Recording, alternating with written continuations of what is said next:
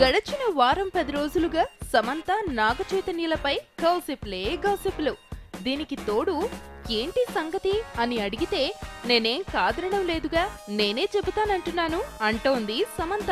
చేతు అయితే ఫ్రెండ్స్ ప్రస్తావించిన నవ్వేసి లీవ్ ఇట్ యార్ అంటున్నాడని వెనికిడి. సరే, గాసిప్లంటే ఓకే, మరి నిన్నటికి నిన్న సమంత నటించిన ఆ సినిమా విడుదలైంది.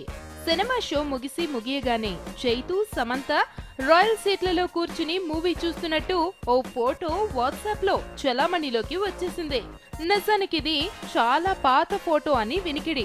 ఎందుకంటే చైతన్య తన ఇంట్లో క్యూబ్ లో 10 గంటలకు ఆ సినిమా చూశాడని సన్నిహిత వర్గాలు చెబుతున్నాయి. పైగా వాట్సాప్ ఫోటోలో థియేటర్ మొత్తం ఖాళీగా ఉంది. అంటే ఆ ఫోటో తీసే వేళకు జనం ఎవ్వరూ రాలేదన్నమాట.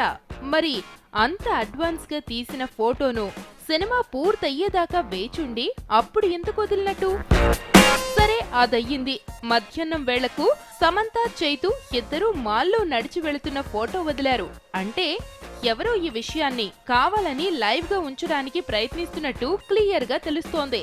ఆ ఒక్కరు ఎవరు అన్నది ఇప్పుడు ఇండస్ట్రీలో డిస్కషన్ పాయింట్ గా ఉంది.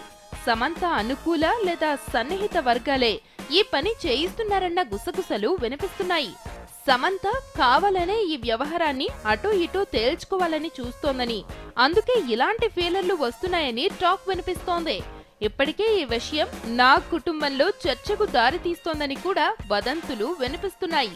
చైతన్య కూడా ఈ విషయంలో కాస్త సుముఖంగా ఉండడంతో దీన్ని జాగ్రత్తగా హ్యాండిల్ చేయాలని నాగ్ భావిస్తున్నాడని టాక్ వినిపిస్తోంది.